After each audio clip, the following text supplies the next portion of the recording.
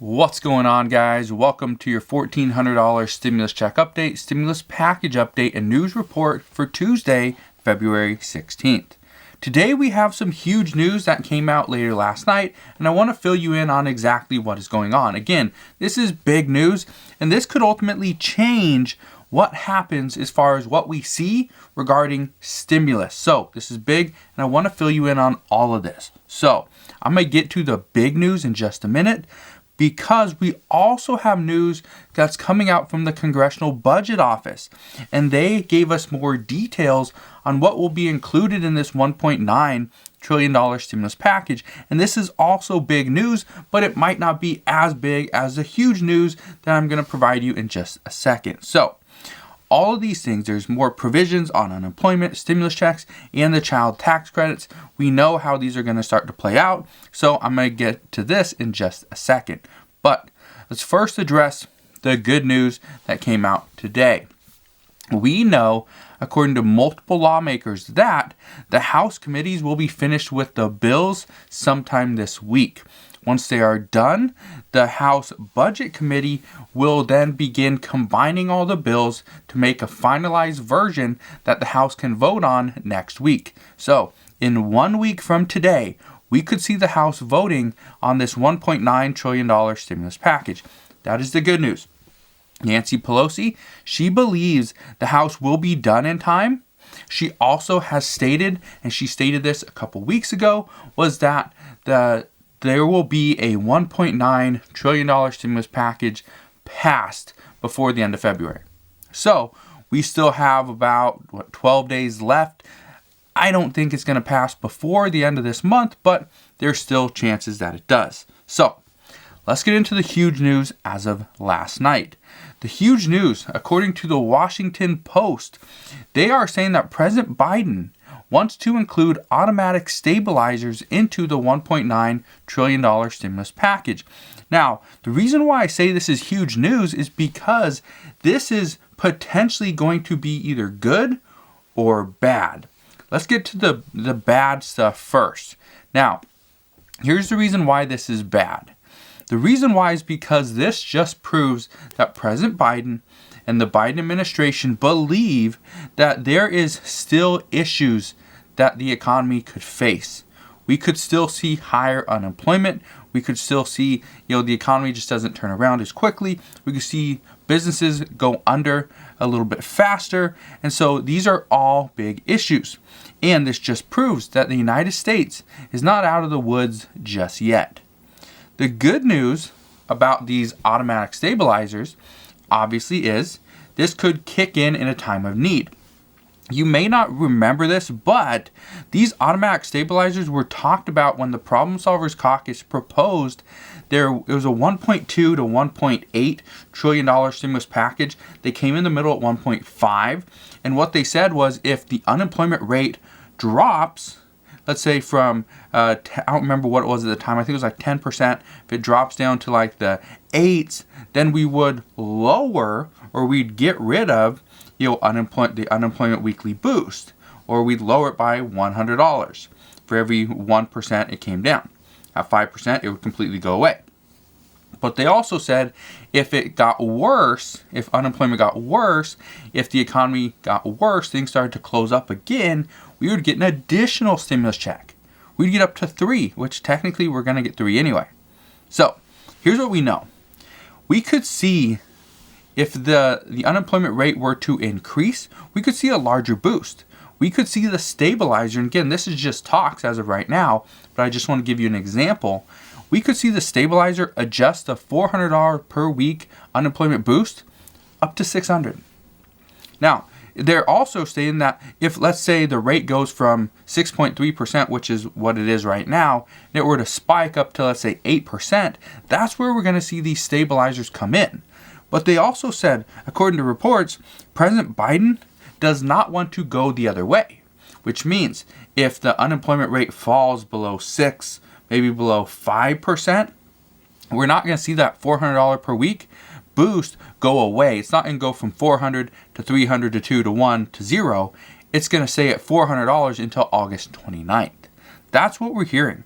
So these automatic stabilizers will be big, because if these stabilizers were to be implemented into this stimulus package, I think Republicans are going to be squirming over this because they do not like this. I think the Republicans are at that point now where they know we're going to be in this pandemic for at least another year. All indications point to that exact same thing. We're going to see cases spike come next winter as well. We're now starting to see a slight decline, which is great. The problem is we are getting out of the colder months, which isn't a problem right now, but when we come back to this next year, that's where the problems are going to occur. So right now, what they're saying is that these stabilizers are more going to be put in place, potentially, they're still talking about it, but these could be put in place for future protection, which means that President Biden won't have to have Congress renegotiate these terms come next September. This coming September, the automatic stabilizers will just kick in to kind of help out the American people. So we'll see, but that's what we are hearing right now. Also, what we're hearing is that Democrats are on board with the $1.9 trillion stimulus package, or the majority of Democrats are, but they're saying that we're still passing over large groups of people and that we need to address these issues. For instance, we don't have student loan forgiveness. This is a big one that Chuck Schumer has been fighting for. I've been stating this for the past few days as well, because we're getting more talks on student loan forgiveness, which when we get more talks on student loan forgiveness, it usually means there's going to be more added or taken away for that section of people. But others are saying that we're not just leaving out students, we're also leaving out people on Social Security, elderly, and seniors. This is a big issue. So, right now, we're just going to have to wait and see what they decide to do, but some expect there will be amendments once this bill reaches the Senate. As of right now, the bill is pretty much written. It's pretty much good to go. They're finalizing some details, and hopefully we'll have the reports of this and the final text of this bill from the House. We will have this sometime this week. But they're saying any amendments that come are going to come from the Senate side. That's where everything is kind of in question and currently in limbo, because right now the Senate has been pretty quiet outside just a handful of senators. So we'll see what happens, but everyone's pretty much saying that the amendments are going to come from the Senate. So let's go over some of the details, the newer details coming from the Congressional Budget Office. And some of these are pretty big because they do state what the phase out is going to be. And I'm going to address that in just a second because I think this is huge. I think this is kind of where some senators are going to oppose this. But again, that's just me based off of my research. So here's what we know. The Congressional Budget Office, they state that, here's an exact quote from them: people who receive regular or extended unemployment compensation benefits, trade readjustment allowances, short-term compensation, PUA benefits, or PEUC from March 15th through August 29th will receive an additional $400 per week. They also go on to say that people who get PUA will qualify up to 74 weeks of benefits as opposed to the only 50 weeks that they were previously awarded. So an additional 24 weeks. That's good there. But in regards to stimulus checks, here's a big one. The Congressional Budget Office states that eligibility will be off of 2019 or 2020 tax returns if 2020 is available. They also go on to state that if neither one is available and the IRS has a different form that they can go off of, that will be the one that they use. So this simply says that they will either go off of 2020 if it's available. They prefer 2019, but if they don't have either one, they will continue to go off of 2018. So for those of you that have not filed in 2019 and do not plan to file in 2020, you could still get your stimulus check. The Congressional Budget Office also goes on to say that any taxpayer that doesn't get their full credit based on their 2021 filings, they could request the difference in the spring of 2022. So, put this into easier words, that if you get, let's say, $600 for a child dependent, but you were supposed to get $1,400, you can go and get that additional $800 next spring. You're not going to be able to get it anywhere before that. So that's the issue right now, is some people are saying, or some experts are saying, that we are going to hold up, let's say, and some are saying that we could potentially see a huge boost for the lower income families or lower income individuals. This could be like 1 to 2 months of income for them. So we're pretty much going to hold up 1 month of income and make them wait pretty much a full year to get this money. They're saying no. Now, President Biden, he stepped in the last time and urged the IRS to go and find the money and get it to the American people. So my guess is he will do that again in this round as well, but this is currently just what the CBO is stating. So President Biden can always step in, do an executive order to get the IRS to jump in here, but as of right now, this is what is in their legislation. So we will see what happens there. Also, here's another big one. They state that if you are paid more than you should have received, this is an advance. Again, this is supposed to come at the end of the year when you file your taxes, but we're getting these stimulus checks as an advance. So what they state is if you get more in the advance than you're supposed to receive based off your 2021 filings, which you'd file in 2022, this means that you get to keep any additional money. You do not have to pay it back. This is big. So in other words, this means if you are actually got paid more in 2020 and you technically do not qualify for the large amount of stimulus that you would receive, then you don't have to pay that back. Okay, so that is one of the reasons why many experts are currently saying that if you made more in 2020 than you did in 2019, just hold off, don't file, wait, and file after you receive your full stimulus payment. So that's another big thing there. The biggest change, though, from this, the $1,400 stimulus check, to that $600 stimulus check that we received the last time, the biggest change from this is only those with the Social Security number will be eligible for payments. That's what we're hearing. This means no ITIN number. That is big because Democrats were really fighting for this. Now, I'm not sure exactly why they put this into this bill, because Democrats wanted people with an ITIN number to receive this as well. But according to this bill, or according to the Congressional Budget Office, it is only people with a Social Security number. Now, here's where things start to get a little bit trickier for the child tax credits, which is $3,600 for a child between 0 and 5, $3,000 for a child between 6 and 17. Here's what we know, okay? Because we know right now, Democrats, or technically Congress, I guess, is trying to use the same phase outs for, as far as eligibility for the child tax credit as well as the stimulus check. So here's what we know. Right now, it states that the phase outs begin at $75,000 for an individual, and it cuts off at $100,000. Well, in the CBO's report, they do not say anything about a cutoff. They say it phases out at $75,000 for an individual.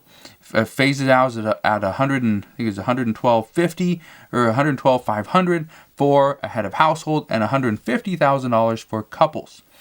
Now the phase outs, before it said $5 for every $100 you make over the year income limit. Well, in this one, it says $50 for every additional $1,000. That's the exact same thing. That's $5 for every $100 you make over. So the phase outs haven't changed, which is weird because they don't say anything about the cap at $100,000 for an individual or $200,000 for a couple, which is weird. Now, I know a lot of you guys aren't going to really be impacted by that, but I want to address this because of this one reason. If a couple that makes $200,000, if, let's say there is a cap at $200,000, let's say they make $199,999.99. So they're 1 penny under that $200,000. That means that a couple that makes $199,999.99 with 2 children, ages, let's say 4 and 6, they would actually get a child tax credit, or this monthly payment, of $341 per month. That is by taking off that $2,500 off of their, was it $6,600 is what they would get, $3,000 for the child that is 6, and $3,600 for the child that is 4. So you add those together, that'd be $6,600 minus the 25, so you're at $4,100. Divide that by 12, and you're gonna get 6 months of payments of $341, and then the other 6 months, so the like $1,900 you'd get on a tax credit at the end of the year. Now, again, remember the previous bill that we just saw, like a couple weeks ago, that was came from the Ways and Means Committee. They are stating that the stimulus check phase out will be the exact same as this child tax credit. So, if you remember that, okay, let's go back and do that one. Let's do the math there. If we see the exact same phase outs and the couple makes $199,000, $999.99 with 2 children, they would technically receive, was that $5,600 from the stimulus check payments. 4 people, right? You know, husband, wife, or husband, doesn't matter, right? 2 adults, 2 children come out to $5,600. Well, then you take off the $2,500, so that brings us down to $3,100. So, a couple with 2 children making just under $200,000 still will receive a stimulus check for $3,100. And this is where many Republicans and a handful of Democrats, specifically Joe Manchin, they oppose this because they say that this is the issue with this legislation, is that we are not phasing it out as quickly as we should. So, even if people come in and say they make under $200,000 by just a penny, and they have 2 children, they're still going to get a $3,100 stimulus check. And I know a lot of you guys are thinking like, what? You know, let's say I make $25,000, I'm an individual, and I'm only going to get $1,400, but this couple making $200,000 with 2 kids, just because they make under that income limit, that income threshold by a penny, they're going to get $3,100? How is that fair? And that's what many Republicans and Joe Manchin are currently fighting for.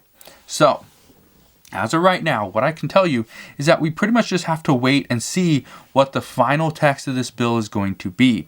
And I promise you, I'm going to go through this bill with a fine-tooth comb. I bet a lot of people will as well. I bet a lot of lawmakers are going to do this exact same thing because they did not like the way the last bill turned out. They said things were thrown in there last minute, they didn't know, and things were excluded that they had no idea weren't going to be in there. So, we will see what happens. But let's just end this video by covering what is the COVID-related news for today. First off, the United States reported 55,552 new cases yesterday alone. That is really good, even though it's still a handful of cases. That's much better than when we were in the 200,000 or even the $100,000 case range. We also reported, which is really good, 994 deaths. Now, seeing a death is never a good thing, but the numbers keep trickling down. That is the good thing. So, this is the first time that the United States has reported under 1,000 deaths in a single day since November 22nd. So, we are trending in the right direction.